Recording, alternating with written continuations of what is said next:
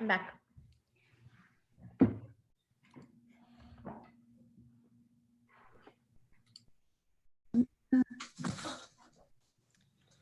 We have everyone. Yes, we just need a call to order, Deborah. Okay, it is 5:01. I will call the special meeting to order. The purpose is for an update from the district regarding issues around the COVID-19 closure. Hello, everyone. Good to see you. We hope tonight just keeps you updated on some of the main topics, and we hope we also have some time. We don't have a lot of new information for you, but I think we'll have plenty of time for questions and perhaps discussion as well. So we did just attach a single slide that has the topics on it just to run through them for you. For our nutrition, our food services, we are up to serving almost 300. We had one day this week where we served almost 300 students. And when you double that, because remember they're getting lunch for the day and breakfast for the next day, that's close to 600 meals being served at our 2 locations. So that continues to be a successful endeavor and is going well. We will not be having food service on the holiday, on the Memorial Day holiday. That's already determined because that's not a school day. And we are also not anticipating continuing food service after school is out after June 19th. But we will make sure to provide all of our families with places where food service will still be available. But it won't be available here on Mercer Island. We just don't have the capacity to do that service. It's not something we've ever offered before. Questions on nutrition or food service? Yeah, when you say other places that food will be offered, will that be through like different school districts or? Yes. Okay. Yeah. Right. Because there are school districts that have traditionally participated in what's called the federal summer feed program. Right. So we'll be able to send that information out. Okay, great. Donna, one question. So if it's mandated to us, is there any, so I don't know because during this time, it is a lot of things we're doing that we're not traditionally doing. So if OSPI or the governor's mandate, does that change things? So it would be a federal mandate because food service is federally funded and mandated. And we would have to put forward the request for the waiver to continue that service. And in speaking with our food service director and the management of Chartwells, they do not anticipate having the capacity, meaning the workers, as well as, frankly, the access to all the food resources over the summer. Some districts are really struggling because they use commodities ongoing. Our food service director has done an amazing job of building a menu that has been based on what she's already had in the freezers and the storage. She made a comment to me earlier this week, something happens to one of the freezers, we're going to be in a world of hurt. So she's done a really great job of being able to come up with some great menus for our kids without having to tap into the food chain too much. Some, but not as much as others have had that issue of. Apologies if this already went out and I just missed it, but have we let families know, or will we let them know soon about the alternative places for getting food? Yeah, we don't know exactly where they are all going to be located yet either. That's a decision that districts will make as they get closer to it. So as soon as we know, we'll pass that information on. I'm just thinking, I know of some families where both parents are now not able to work. And I know that for some families, they would really like to just know that they will be able to get lunches for their kids in the summers, in the summertime. So even if we don't know the exact locations, if anything we're announcing, if we can just be like, information is coming, that might be just great. like we'll get out the information that we won't be serving on Memorial Day on the Monday. Yeah. Thank you. Yep. Just on that same note, I imagine we might have some families applying for free and reduced lunch for the first time. I assume all of those instructions are on our website. Yes, and the window for that does open up at the start of the school year as we get ready to transition into that. So that will be available. Ty, do you have anything else to add? I know you were nodding about it being available on the website. It is available on the website. Families can also call me directly if they have problems finding it, and I can get them that information. We do verify families at the beginning of the year as part of the process, but at any time during the year, they feel like their circumstances have changed. They are more than welcome to apply, and we can work with them in getting some type of status or some type of agreement put in place. So we don't want any kid to go without food. But just a reminder, we're serving everyone, right? Yeah, right now we're serving everyone. Up is getting a meal, so you don't have to have qualified. And we will continue that through June 19th. Any other questions on food service? Talk a little bit about technology. As of today, we have signed out 535 iPads to families. So, and that's of course is beyond what we already have sent home with our middle and high schoolers. We've also signed out 21 hotspots. We do have more hotspots on order, and surprise, surprise, they're back ordered, but we do have them on and are expecting them here soon. We have 9 more requests for students, and we have staff that are finding that their internet's a little bit unstable, and those hotspots will support their work as well. So more are coming. We have them on order, but as I said, it's one of those real highly coveted items right now. So we hope to have them within the next couple of weeks. Andrews, anything else on that I missed? No, that was perfect. We'll have them hopefully by May 10th. And it's May tomorrow, so not too far away. Right. Any questions on that?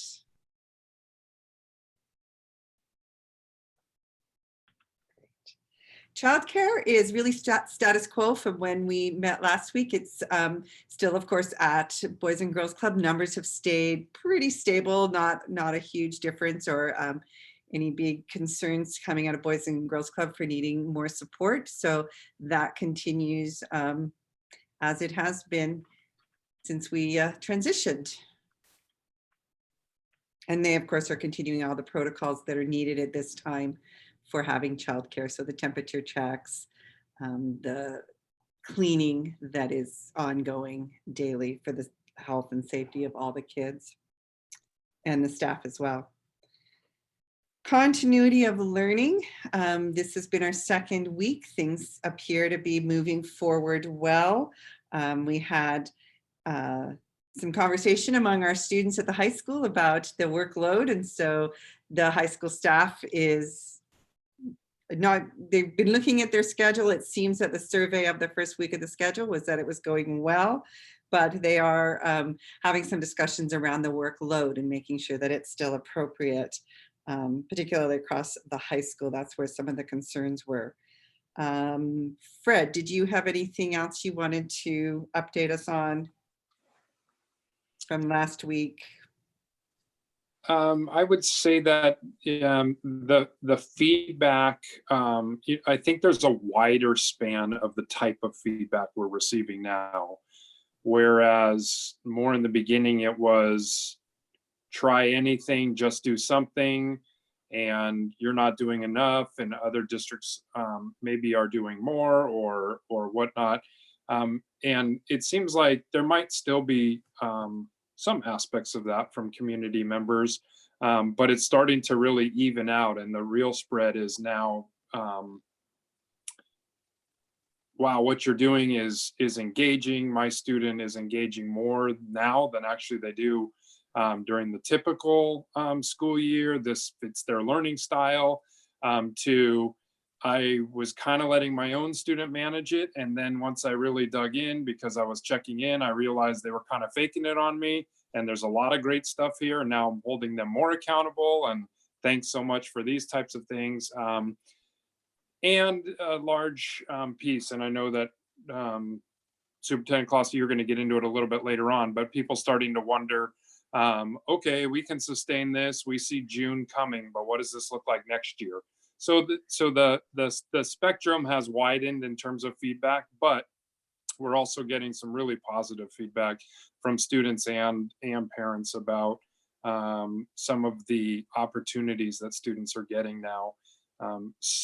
The most poignant feedback is, it's not so much about the quality of the teaching and learning even happening or whatnot, but just having their kid be able to interact with their teacher, interact with other students, interact with something familiar, even though it's in an unfamiliar platform.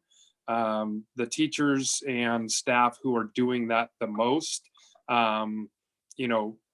you hear more about just the fact that they're going above and beyond and reaching out to students, irrespective of how great maybe the learning moment is.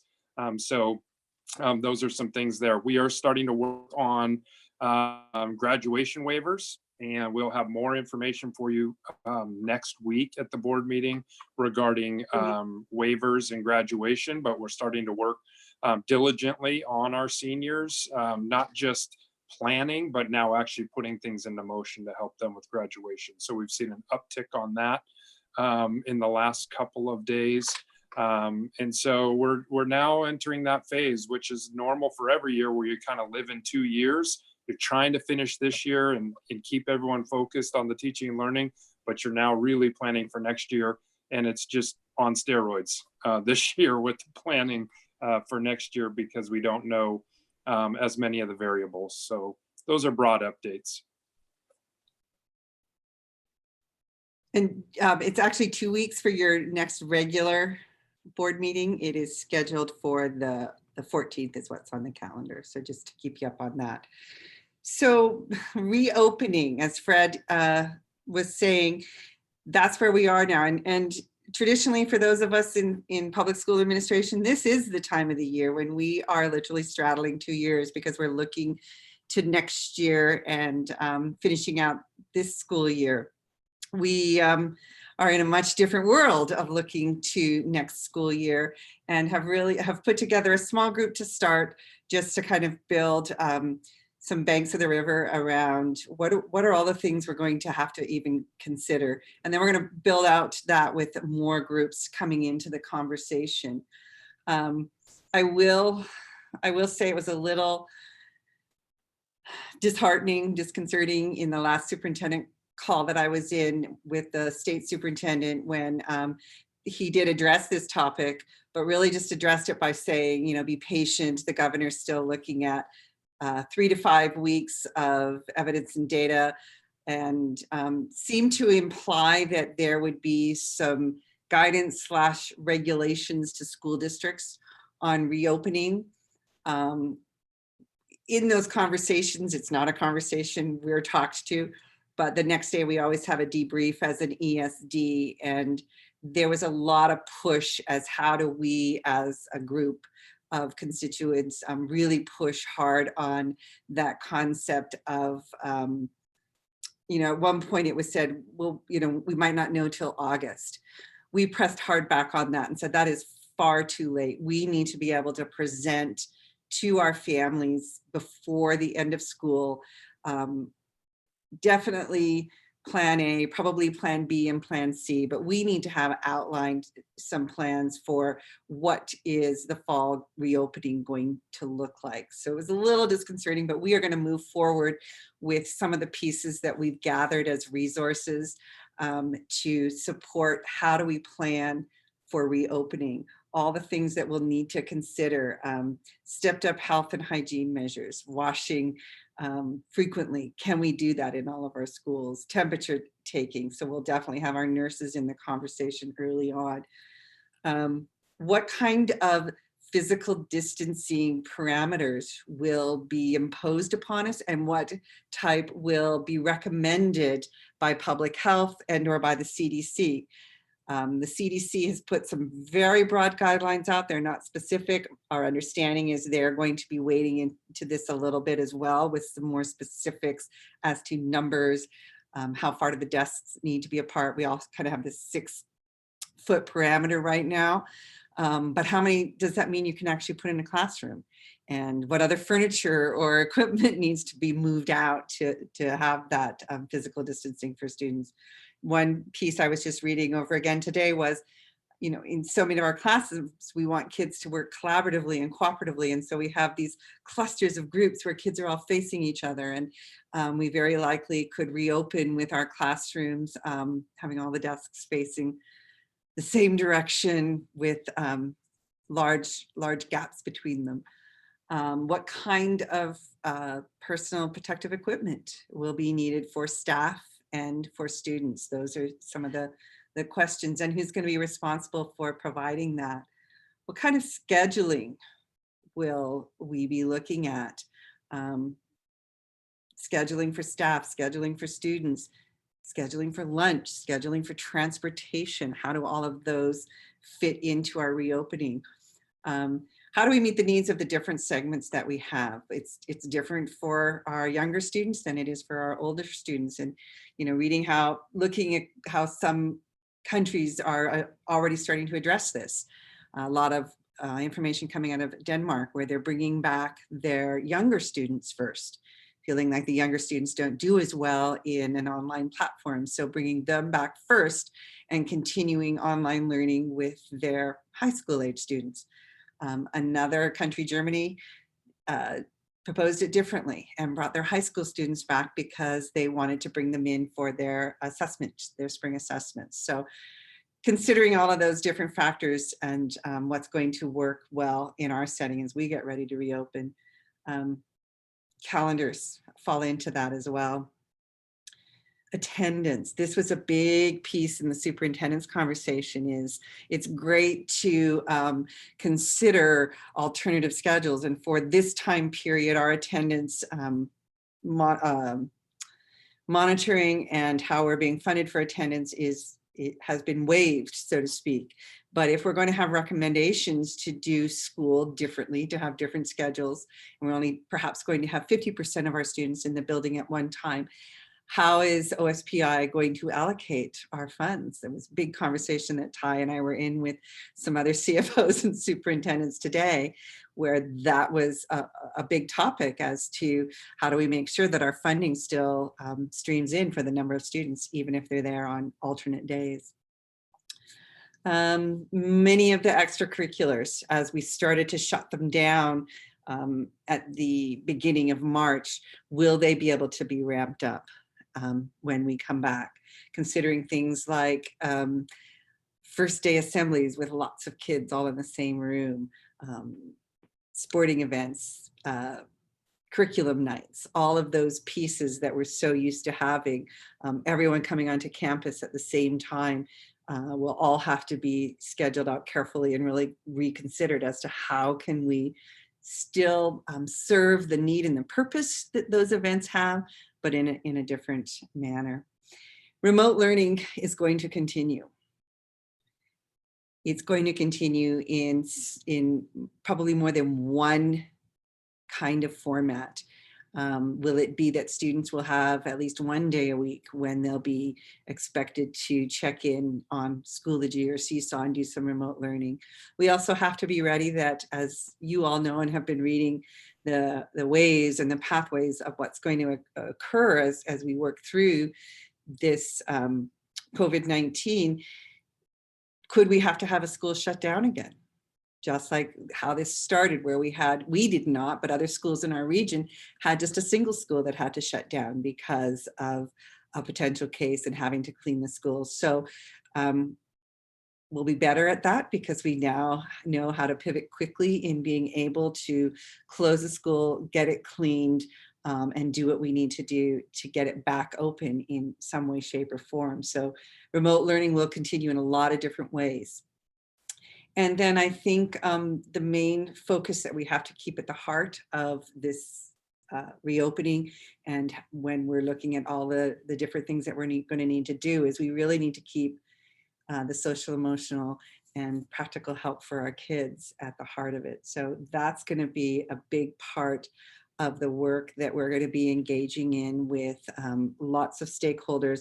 We are looking at some surveys as we move forward as to what is going to be the support for families. How many families are even going to be, I think Director Din had stated at one point, families that will just be, if there's not a vaccine, will still be very, very concerned about having their children come back to school. And so how many families fall into that category, and how do we support those families as well? So we're even doing some research on implementing a what would be considered a traditional homeschool model. So really expanding our ALE. There's lots of applications that we would have to work through for that, but we fully anticipate that there's going to be a desire and need for that kind of model across our system as well. So how do we work through the logistics of that kind of school, and how does it play into the distance learning and the remote learning? That was a lot. Any questions on the reopening? How are we thinking about changing the calendars? So I think some states are even looking at summer school, Yeah. shortening some of the breaks in the middle there once in the fall. Are we looking at those type of things as well, lengthening the school days? We certainly will, but we do have to always keep some of the parameters in place. So the school calendar for us, and frankly across the state, is one of those bargained pieces when you look at those 180 days. So that's one of the pieces that we are going to absolutely going to need guidance from OSPI on in this state superintendent's conversation with superintendents this week. There was a lot of confusion around, it doesn't impact us, but it really ramped up a lot of schools that have a very different schedule. And June 19th becomes, it was announced that June 19th was going to be everyone's last day. Like I said, for us, that wasn't a problem, but for many districts that started sooner and were to end sooner, it became really problematic. And they had to readjust that as to, well, then what's the average instructional time that students have to spend in a classroom? And so there was some conversation around that. The question that of course comes from the superintendent is, when it's just said, well, add those 5 days in, the question becomes, who's going to pay for those 5 days? Because a teacher's contract year is so specific. Just adding 5 days doesn't work without figuring out how the cost of that will be increased. So that would definitely be something that we would need to be negotiating. Our calendar is already set for the next 2 years. I know Erin's been working on some conversation around the 3rd year out. So changes for this year could have some implications to cost that we'll talk about when we get to the next bullet item, which is about budget.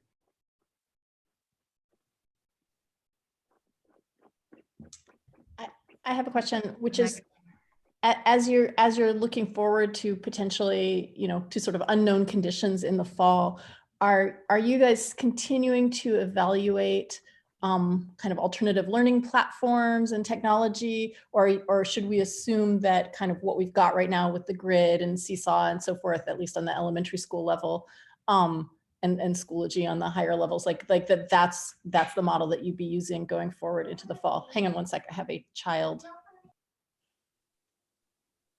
I have to go let my, Suzu, I'm in a meeting, sweetie. Hold on while I go let my kid out because she's accidentally locked in upstairs here.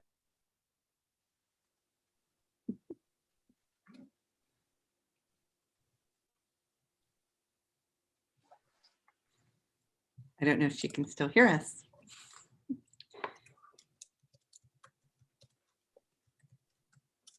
So I would articulate Maggie Ty's question a little bit different. I think when you refer to Seesaw and Schoology, you're really looking at those learning management systems. And Yes. there are ones that are very familiar to us.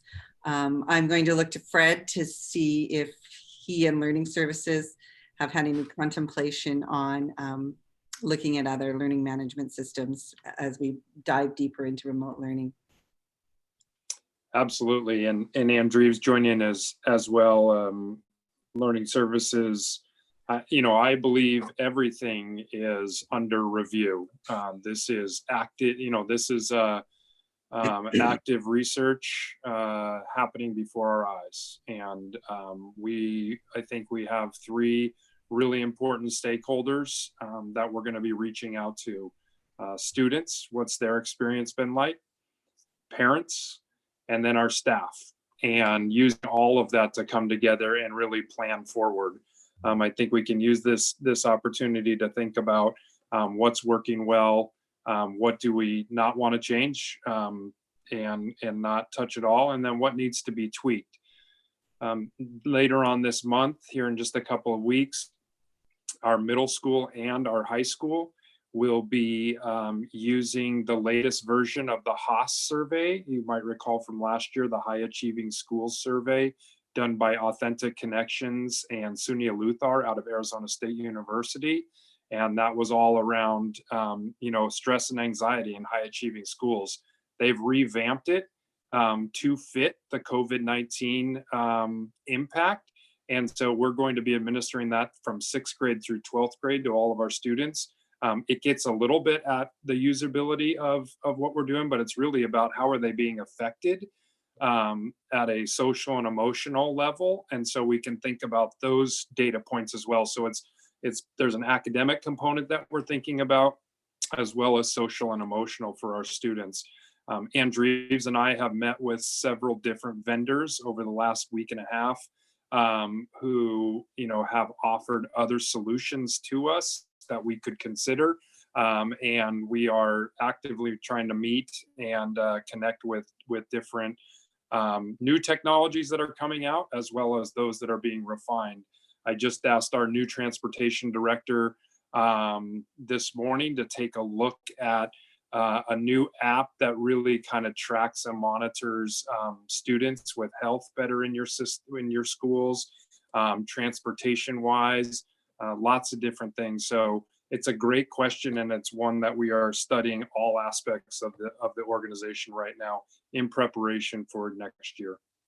A component's going to be funding, and how are we going to put all those together? I know Ty and has been keeping his eye on the ball there, but if we need to stop doing something to save the money, that a particular product we might have right now or vendor to pick up a different one, we'll do that, and we can tack in a different direction. Some of our licenses are kind of on a fiscal year of that September to August. Others are not, but we'll work within the parameters we have to improve. That's great. Thank you for that explanation. I would just really encourage you also to make sure that you reach out to elementary school parents, because I think that especially for the younger kiddos, the ones that don't read yet, or the ones that do read but just can't quite deal with finding their way through the grid, I think a lot of parents are still pretty frustrated. I myself, my daughter does a lot of her homeschool stuff up here at my work desk. This is this week's grid for her for 1st grade.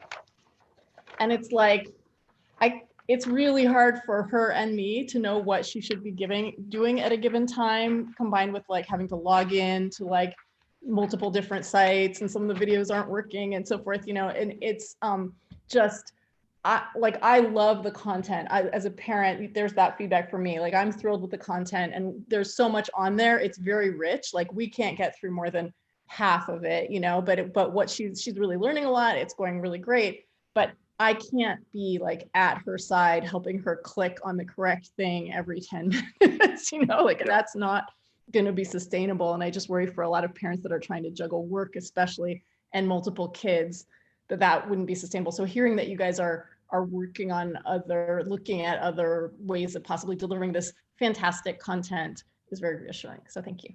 Absolutely. Well, we also have our lived experience as parents in For me, it's Issaquah, Bellevue, you know, whatever the other districts are, as well as those who have children right here in the Mercer Island School District. And, you know, I can empathize with that as someone who I've just had to block off an hour each day in my calendar that's my time. I work with my third grader, and my wife and I are dividing and conquering.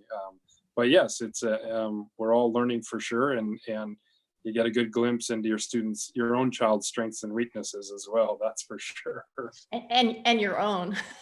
Yeah, well, that no doubt about that.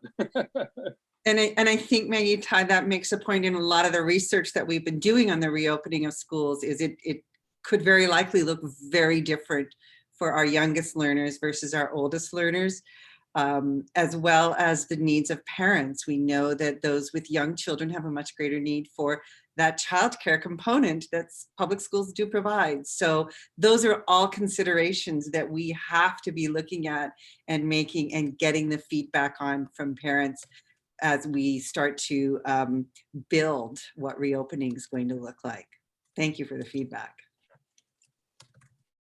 And Donna, I appreciate that you mentioned childcare, because I think whatever we do, I think that also has to be a foundation of whether what we create is sustainable, because the reality is that our parents may be going back to work, and whether we do a staggered timing or, you know, kids coming at different groups or pods, whatever, but how is that still sustainable to our parents? And whether if the school's not able to manage all the childcare, then how do we have alternatives? But I appreciate the fact that you recognize that and making it really as part of the decision making moving forward.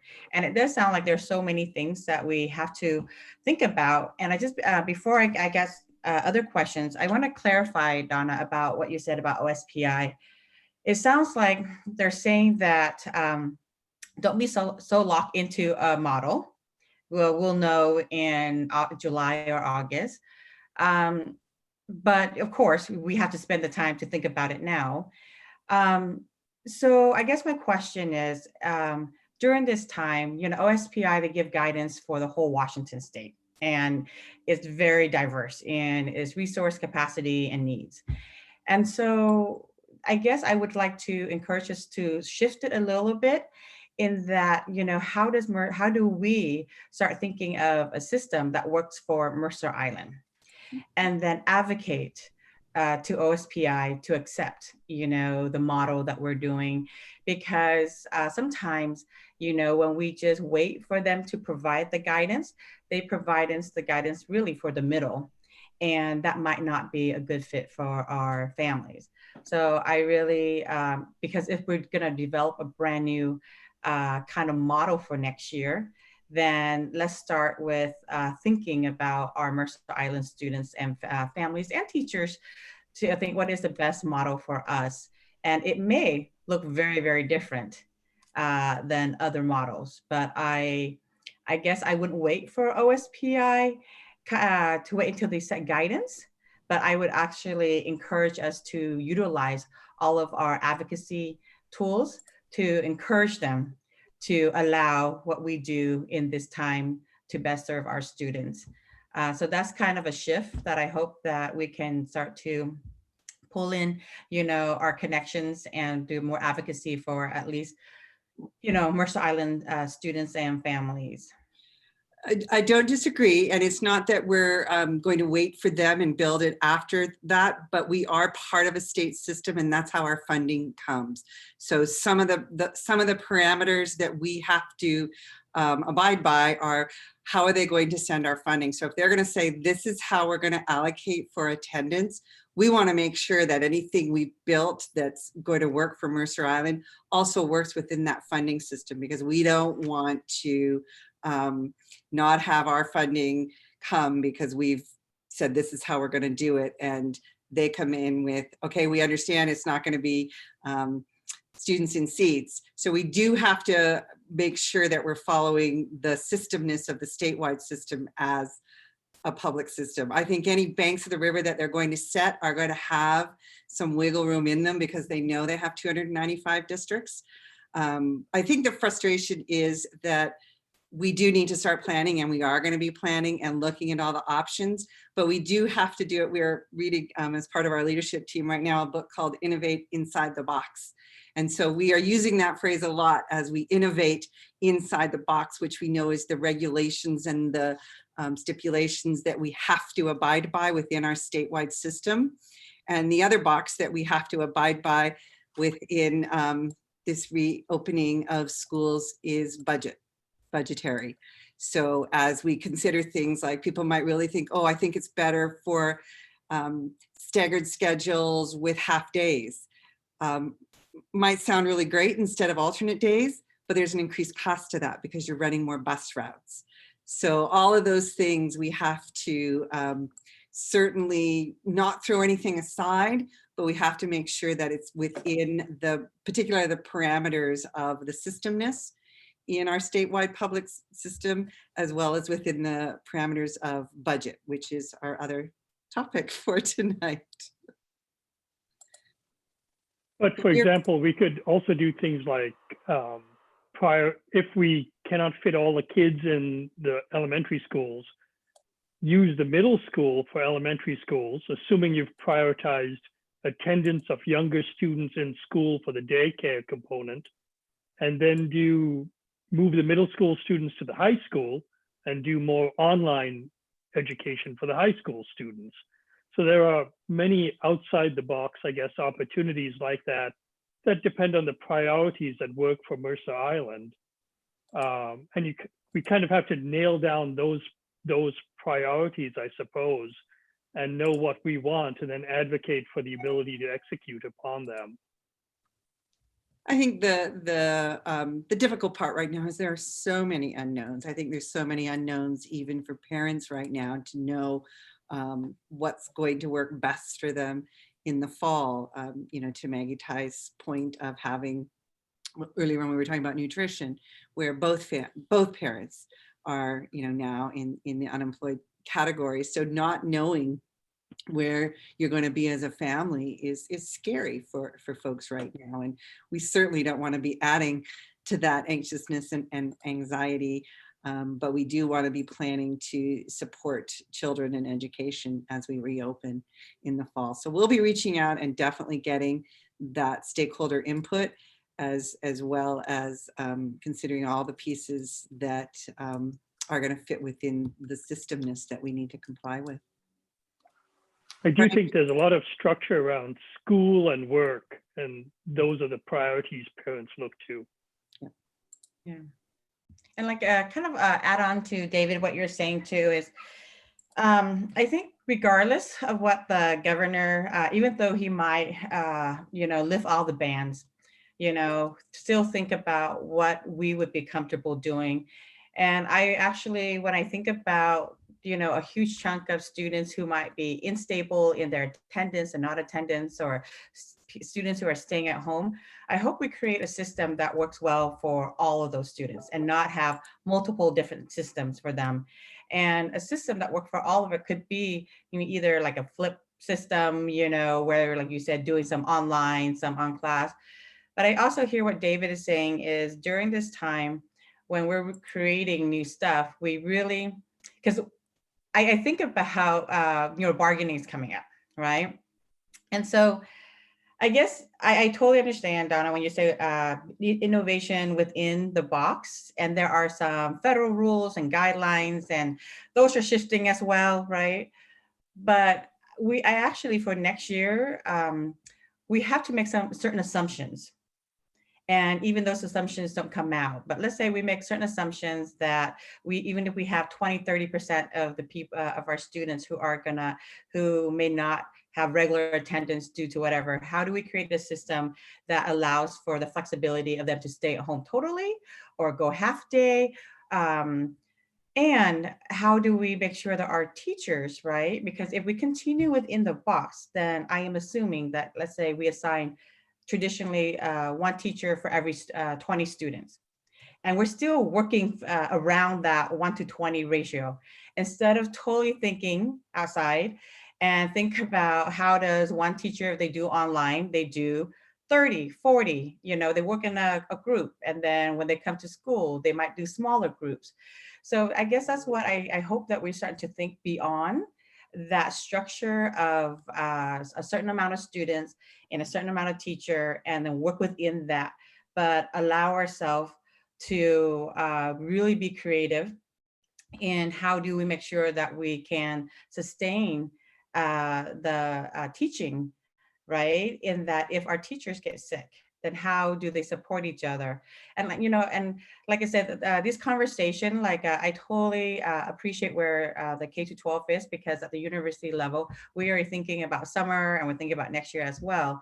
And totally re-envisioning of how we teach our classes, and about creating more of teachers who teach third grade or fourth grade teach more on a pod kind of group. And then, but those are things that I encourage us to start thinking about, and not just continue with our framework and try to make, changes within that box, I guess. So there's variation of when you see the riverbanks. I hope that we go really stretch ourselves.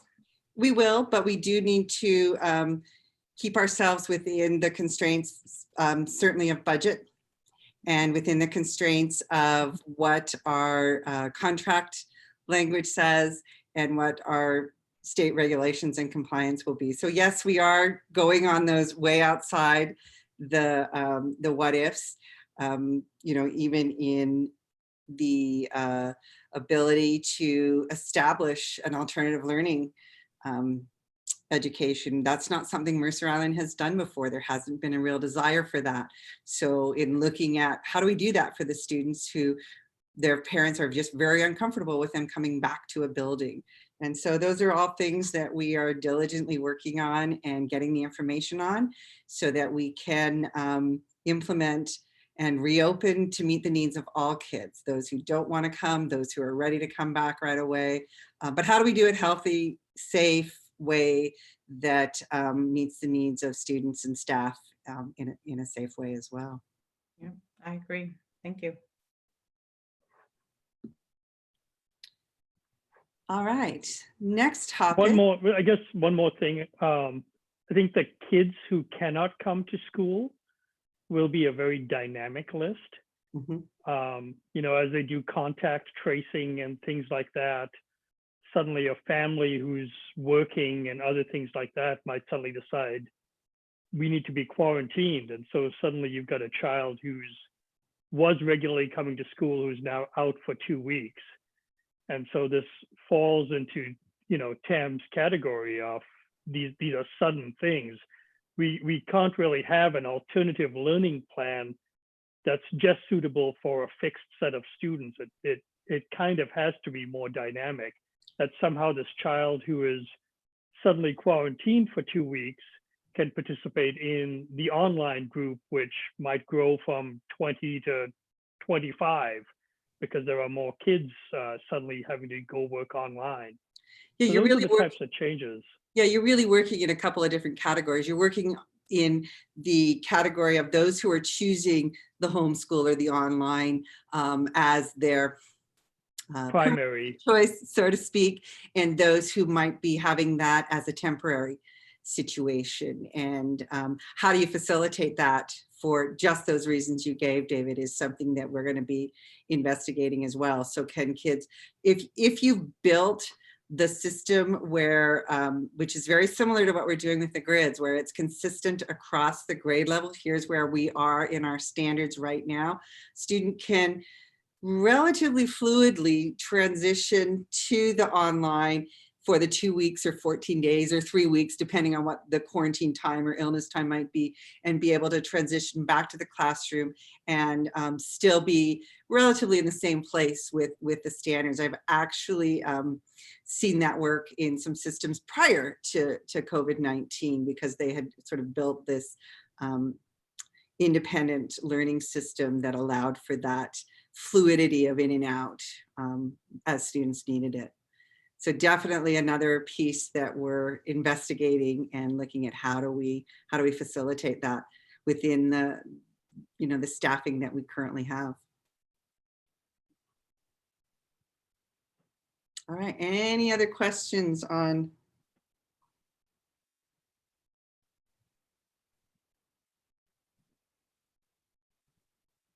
Brian, did I see your hand up now?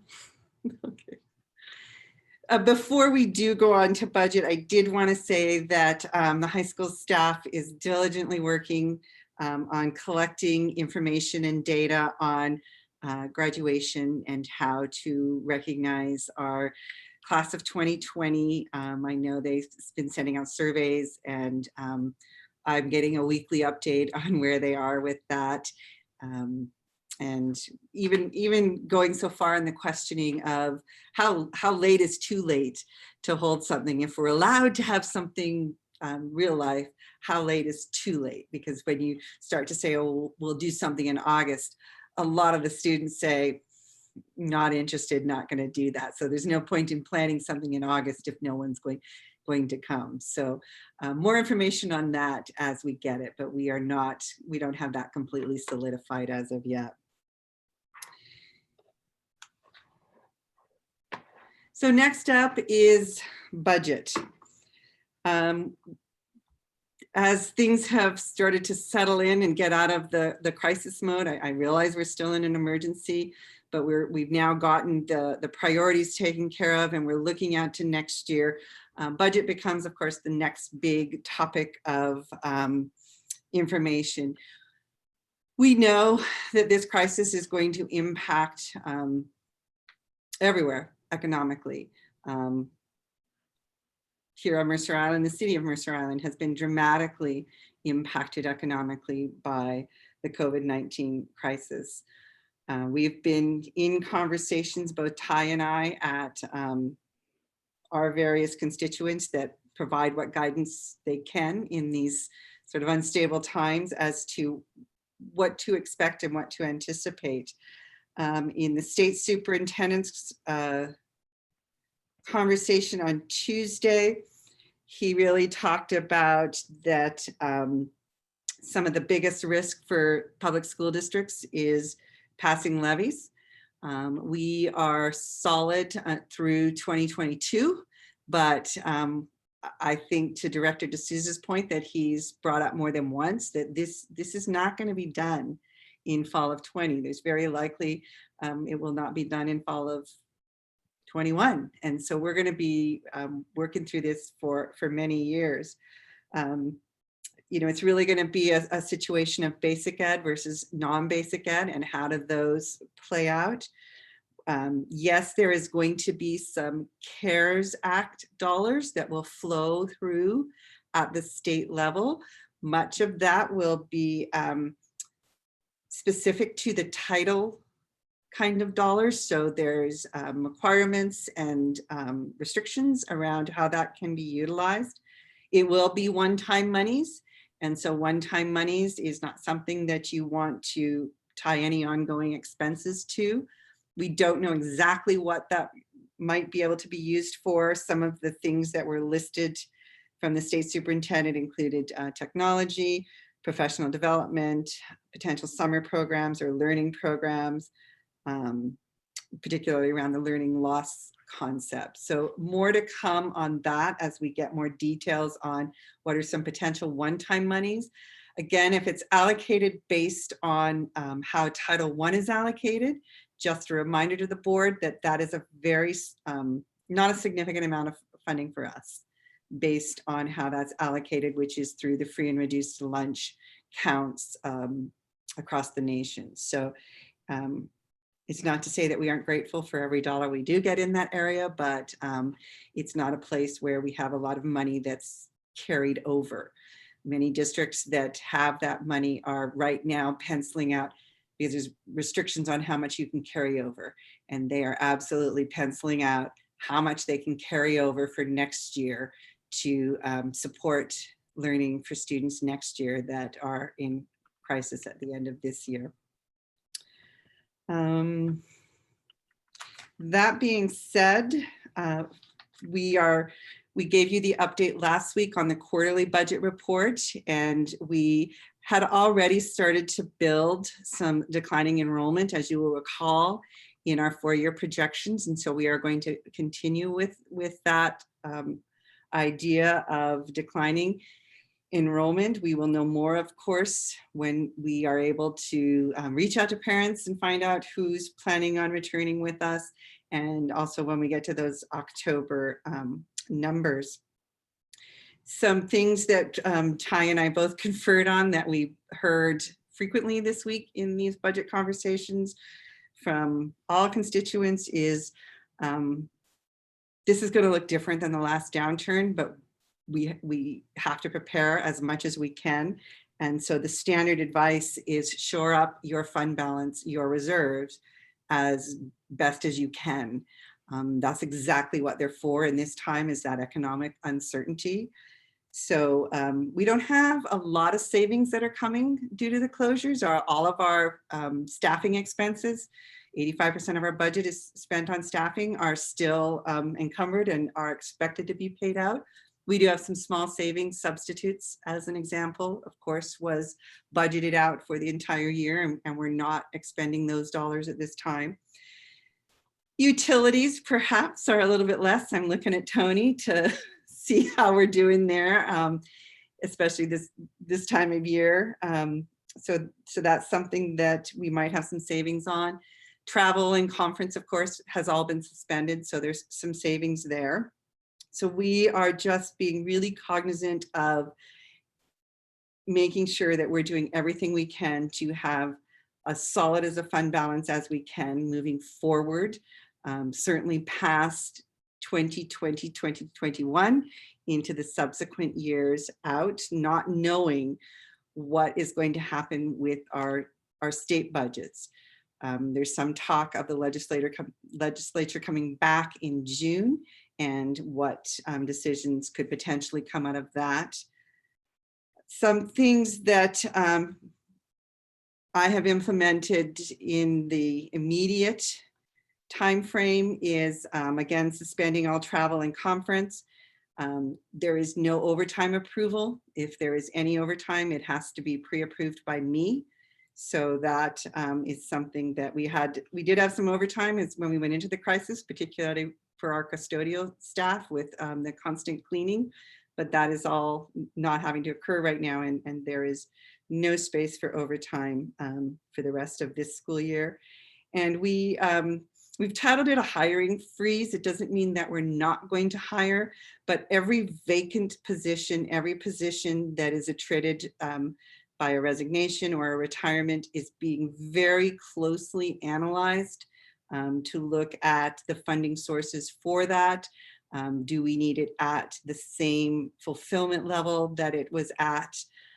It is a slow and meticulous process, and our leadership team, who of course are the ones who are looking for those hirings as they plan for next year, are being very patient, and I am thankful to them for being patient as we work through every single position to say, do we need this at the level it's at? Can we bring this position in at a different level to assume some savings? Budget questions.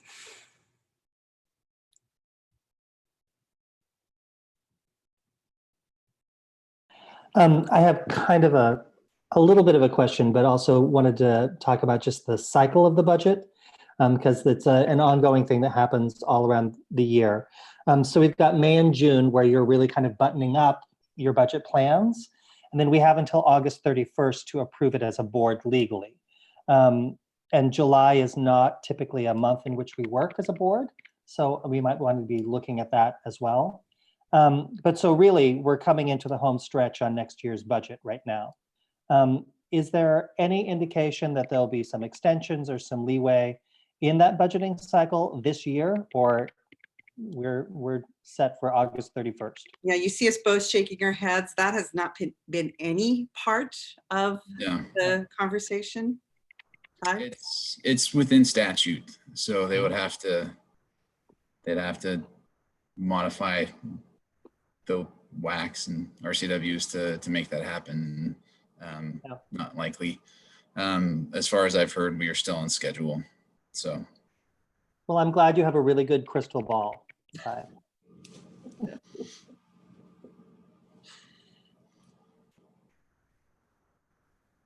Will we be told of any potential budget cuts or anything? I mean, clearly sales tax revenue, B&O taxes, everything is to the state is down. When is there any timeline for being informed of any budget cuts? at this point, no.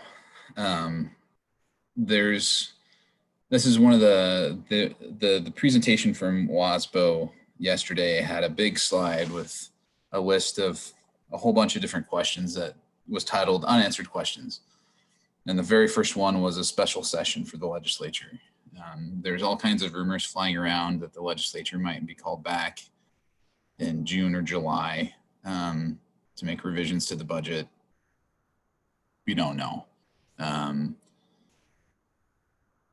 There's also concerns about the constitutional protection of our funding sources.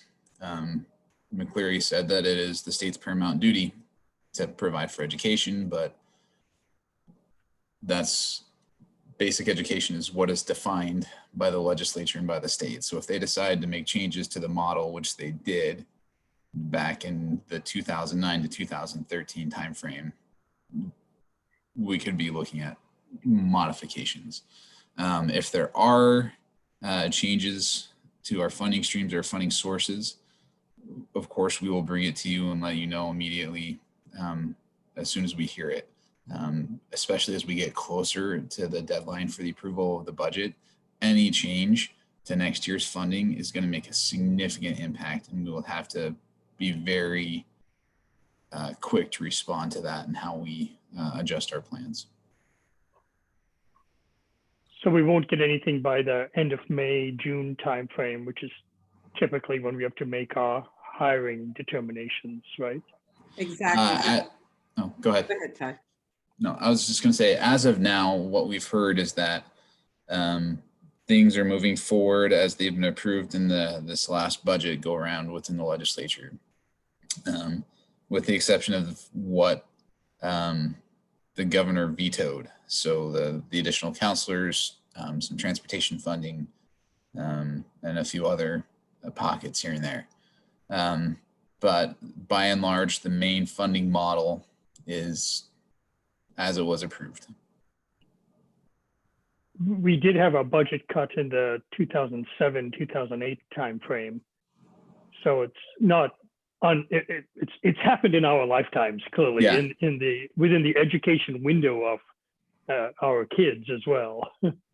Yes, and there is a long list of things that was modified within the first few years of the recession, the Great Recession, in terms of the state rolling back the COLA increases, the cost of living adjustments. They actually reduced the salary capacity. They modified the K-3 compliance ratios and timelines and funding. They modified, what was it? The Running Start FTE funding models. So there was a significant change in just about most of the parts of the prototypical model. So the information that we have now says that the model is going to stay as it is. We will get the funding that's been established within this last session. We can go ahead. And frankly, using that information, that's what we have now. That's what we need to do.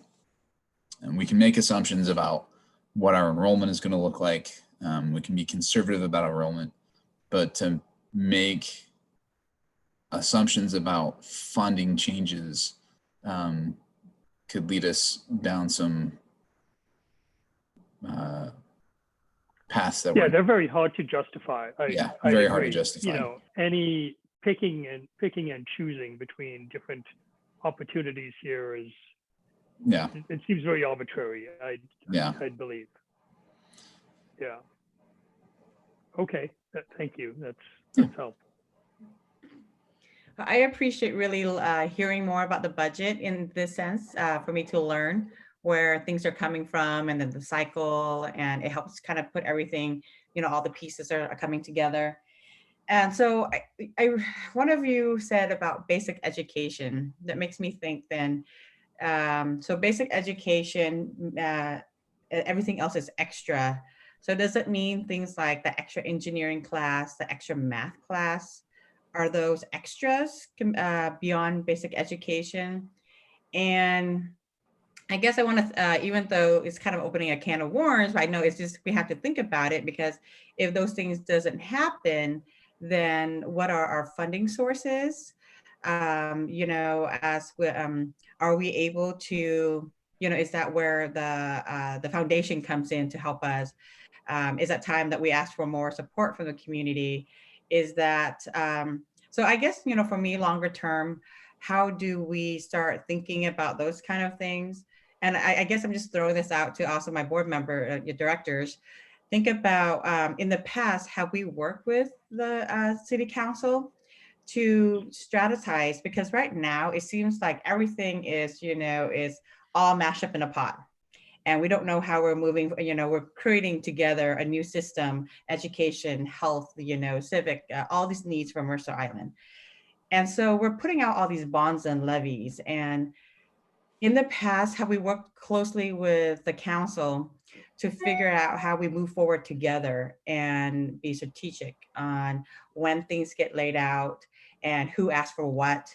Because in the end, right, it's all still serving the same individual. So, because I'm thinking about the counselors that we're missing right now. So is that something we pick up? Is it something they pick up? And so I'm still learning all those kind of things, but I hope that during this time that our board, work together closely with the council to move together as a team to really help, I think, our community to understand the rationale on how do we start to rebuild the infrastructure for Mercer Island. I'm not sure if that was a question to the superintendent or. No, I guess it was a question for my, board directors, colleagues who've been here longer, like what has been kind of our relationship with council? Has that happened in the past? Is it a good idea, bad idea? I don't. Just your thoughts. So we've had some big news in the last couple of days, and I know Donna sent out the press release that the city's made major cutbacks, and that includes 2 of our elementary school mental health counselors, and as well as hours of the remaining mental health counselors through YFS. I mean, basically YFS and Park and Rec have been pretty decimated. This is, I don't want to say it's just the beginning. It's just the beginning in terms of it's just happening. So we don't have this on the agenda today to talk about specifics, but I did want to run this by our board and see if this is something we want to put on the agenda for our next meeting, probably the 14th. I don't think we need to necessarily do it at our special meeting next week, assuming we have one. As we don't have one scheduled, that would be at the pleasure of the board if you'd like to do one next right week. And I mean, we think that things are going to calm down and then something else happens. So I think I'm okay waiting until like the beginning of next week to decide if we're going to do a special meeting. But those are 2 questions. Is number 1, what's the comfort level in terms of wanting a special meeting for next week? And it would be on updates regarding COVID, like we've been doing when it hasn't been formal board meetings. And then basically what I've been thinking, and certainly am open to other proposals. I spoke with Mayor Wong today, and he's also going to have a similar discussion with council. This is impacting us. And so we don't necessarily work with the council, but we certainly we all work for the community. And so figuring out the best way to proceed, if I don't want to propose solutions, but I guess the question is, do we want to form a committee? Do we want to have a discussion on whether or not to form a committee of the board in order to have these more difficult conversations with city council members. So we can't make any decisions today. It can't take any action, but I'm just looking for like thumbs up, thumbs down in terms of whether or not we want to have a discussion at our next meeting on possibly, I mean, one suggestion would be creating a committee. If someone has other ideas, at that time we can discuss those. But you know, we all know, and Donna and Ty's, you know, favorite saying, which I think is really based in reality, is, you know, if mental health counselors in our schools is a priority for all of us, then it will happen at the expense of other programs.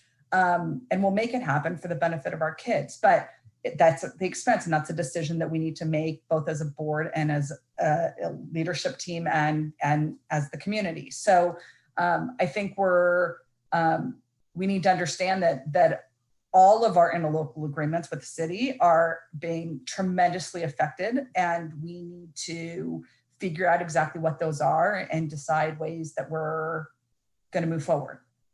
So I'm just looking for a thumbs up, thumbs down in terms of putting that on the agenda to have a more meaningful discussion. Yeah, okay, so I'm seeing thumbs up or greens from everybody. And then also, you know, in the 2 weeks, it will give us just kind of time to flush some of this out. I know Ty and Donna have been working on this throughout, kind of anticipating a lot of this. You know, the issue, I just want to say in terms of, from what I've been hearing, and I know, Brian, you were at the meeting, but the WASDM update, I don't know who else was, you just can't see, but I know Brian typed in a question. In terms of, Tim was talking about that they're not really getting straight answers in terms of basic education funding. With McCleary, it does seem to be more settled. The basic education will be fully funded and can't be cut. But as Tam said, basic education is basic education, and we go so far beyond that, you know, it's good to know that threshold is there. But what's going to impact us, probably what we're going to feel much more, is the ability of the city and the state to collect property taxes for the rest of our funding through the levy capacity and things like that. So if they're not collecting it, we don't know that the state has an obligation to provide it to us. So there's a lot of unknowns, and I don't like to worry. I mean, we plan for them, but you know, the what if game isn't particularly helpful, but I think we do need to figure out priorities, and knowing some of the things that we could be making some difficult choices on, to have the time to really think those through before we have to make them, and get some feedback would be beneficial for all of us. So if I could just add in real quickly, President Murray, the policy that was last year just updated is 1006. That one addresses a city council school board partnership committee. And so that would be the policy that could be added to the May 14th agenda for discussion and potential action based on the thumbs up consensus, just to give a little clarity to that. And to your point, Deborah, on the property tax collection, remember Ty said last week we're fine for June. It's those outlying ones that become problematic. And just because we're talking about Mercer Island City and the devastating cuts that they've had to make, this isn't just happening in the city of Mercer Island. I spoke with the city manager today, and this is occurring all around us. The cities, the local municipalities were in no way, shape, or form carved out in any of the federal dollars that will be flowing in this emergency. State has made some statements, but again, they're just unsure of what kind of future funding they will have available. There's conversations around the property tax non-payment rates of being anywhere from 3 to 10% in communities over the next year. And so that is something that will be problematic for everyone if those rates come out as high as they do. So hate to be the purveyor of all the gloom and doom, but there are things that we need to be thinking about as we plan for future, and really looking at, you know, what is central to our mission. And then I want to share some happy news. Next week. It looks like Brian has a question. Oh, sorry, Brian. Thank you. Sorry, just before we step out of that, I just wanted to comment just briefly that, so I've said it before, and so I think it bears repeating. Every inequity or systemic shortfall that we have through all systems in our government and our communities are going to be magnified and amplified by this experience. And so as we're looking at food, access to food, as we're looking at childcare, as we're looking at education, as we're looking at mental health services, youth and family services, all of these things, these are all systems that were already under immense pressure and stress. And so as these budgets begin tightening up, we're going to see these systems start to fall apart. And so I think it is important to have those conversations as to what can the district do, what can the city do, what are those interlocal agreements.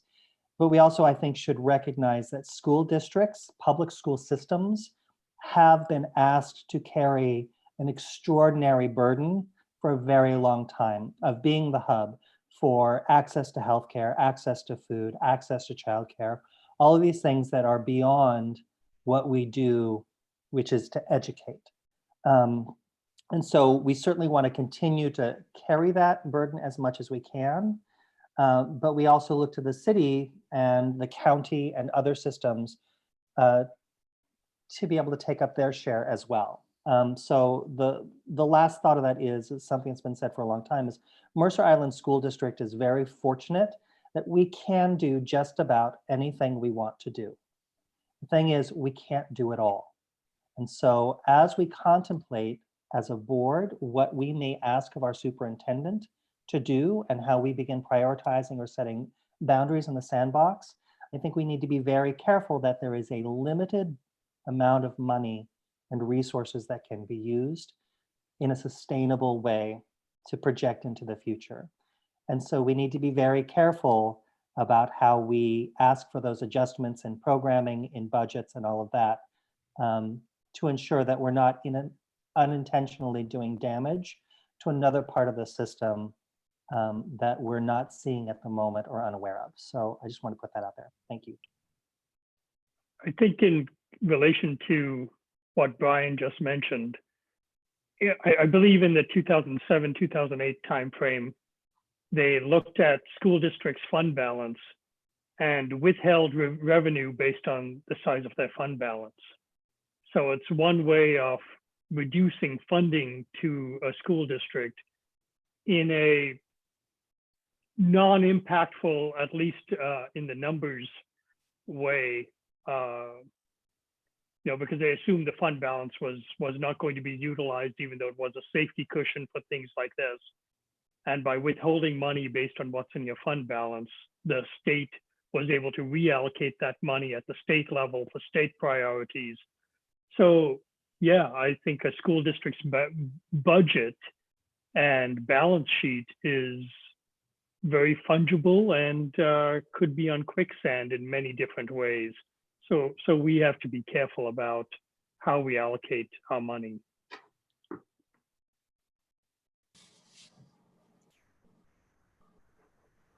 And I think to that point, in my conversation with Jesse Bond, city manager today, in talking about things like utilizing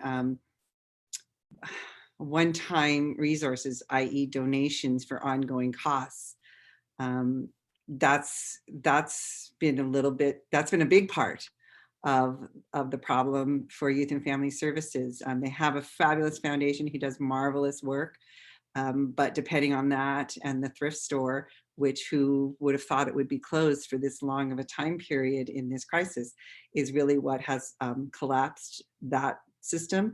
And to the Park and Rec department, so much of their revenue comes from the community center and the parks facility use and all of that, because it has just completely collapsed. So that's that doesn't even include the sales tax and, you know, the non-payment of property taxes impacting them. So lots to navigate through moving forward.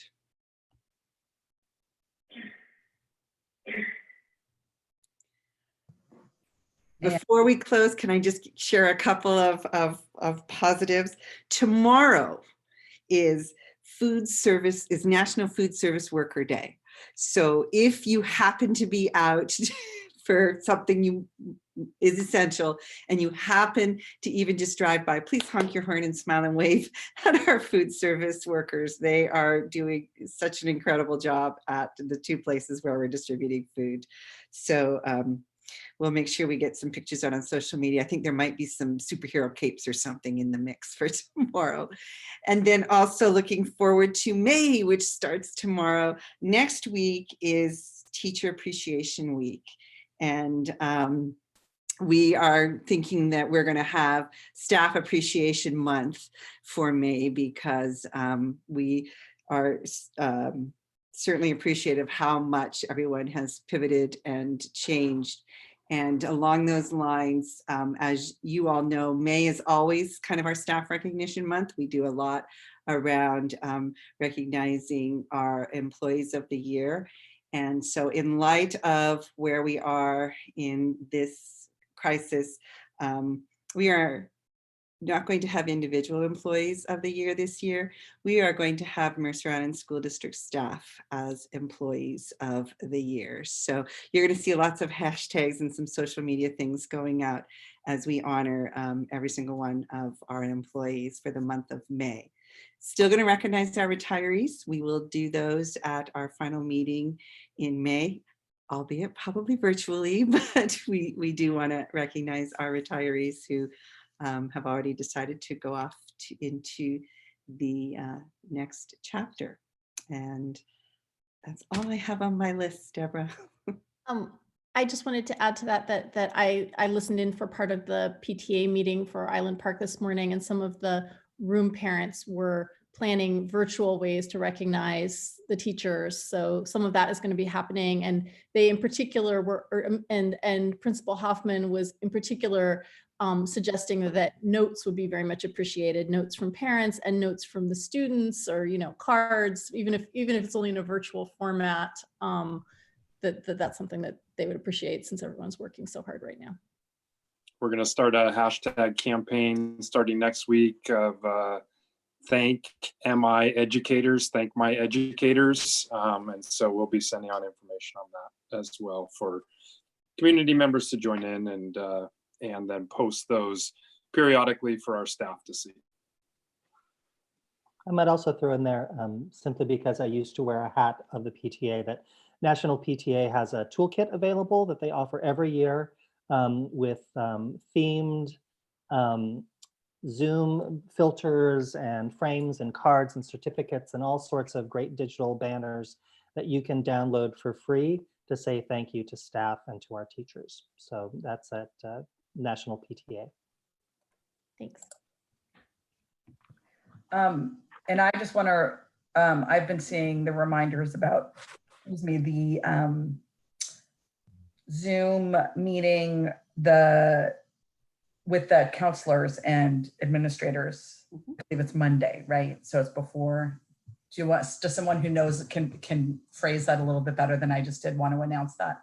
That's the first of our fireside chats will be Monday, May 4th. This one is centered, Fred has done a tremendous job of getting some admissions officers from some universities who will be on the Zoom call as well. And so we'll be having a conversation around admissions, particularly in light of this COVID-19 crisis and how that will impact students and what will the adjustments being made. And then we've also added on, it's expanded a little bit because we'll actually have a kindergarten teacher, a 5th grade teacher, school counselor, middle school principal, and high school staff as well, talking about trying to help parents and teachers or students understand the question that's on everyone's mind: am I behind? Will my child be behind? And so we're going to have that directed as well. So it's both, will we behind, how will we, or will we even be behind in the fall? And how can we help to calm people's, noticeable and rightful urgency and worrisome about that. So there'll be a full panel. It should be a good evening. That is going to start at 5 o'clock on Monday nights, and we have a Zoom link that we're sending out and is available. Great. Looking forward to that. I know there's also a parenting, I believe it's sponsored by the JCC, for parents of, I think it's geared towards younger people, but some parenting experts to talk to parents and give advice on parenting resources and dealing with behavioral challenges in this time. So I believe that's after this time-wise. Any other quick announcements? We don't really technically have board reports, but certainly if people know of things that are happening and think it's good for others to know. I'm not seeing anyone jumping in. I might add that small thing, just because I'm part of the 5th grade events team through the PTA at Westminster Elementary School. And so I know that those teams are continuing to work. I think sweatshirts are beginning to be sent out. That's a tradition that continues. We've got kindergartners who are moving on up, and we want to celebrate them. 5th graders who are moving on up to middle school, middle schoolers moving on up to the high school. So as we think about graduation and promotion and all those things, keep those kids in mind. And I know that those teams are working really hard to make this transition special for those kiddos as well. I was asked at Rotary meeting, they asked me to talk about what we were doing in this COVID-19 crisis. And I was asked the question, how to support our students who are transitioning. So definitely our seniors, but as well as our 8th graders. And my response was, support the gradgrams that come out through the PTA Council, because kids love those. They love getting them, and they're still doing them. So if anyone can sponsor our students with gradgrams, that's always greatly appreciated, especially in this time. And the Spring for Schools campaign is up and live. Yeah. Fred? Sorry, one other piece. On Tuesday night, the instructional or the mathematics adoption team from Islander Middle School will be presenting to the IMC their recommendation, which if it goes through IMC at your next board meeting is when the first reading would be on math. We also have community forum events via Zoom that we will be holding as well to gather more input. The committee was made up of parents, teachers, and administrators, but just want to put that on your radar as a board because one of your responsibilities is approving core curriculum. So we'll be bringing that forward, and that impacts some 5th graders who are on accelerated math tracks all the way through 8th grade. So just a heads up on that. Great. And he just saved me writing all that in the update to you. Excellent. All right. Unless I see someone jumping up and down, looks like we have concluded. It is 6:25. Thank you so much for all of the updates, the hard work. We know it will continue. Brian is saying thank you. I think I can speak on behalf of all of us. A big thank you. It's tough, ongoing work, and we know it's continuing. So thank you for all of that. And we will all be in touch soon. Oh, and then just want to make sure in terms of Is everyone, just give me a head nod or a shake. Is it okay if we kind of delay till Monday or Tuesday of next week to decide if we need to have a special meeting Thursday? Okay, so we will let you all know if things are running smoothly. We could maybe take a week off. If not, then we will meet and get updates, but that it will be noticed as required. So, all right, 6:25 and we are adjourned. Thank you so much, everyone.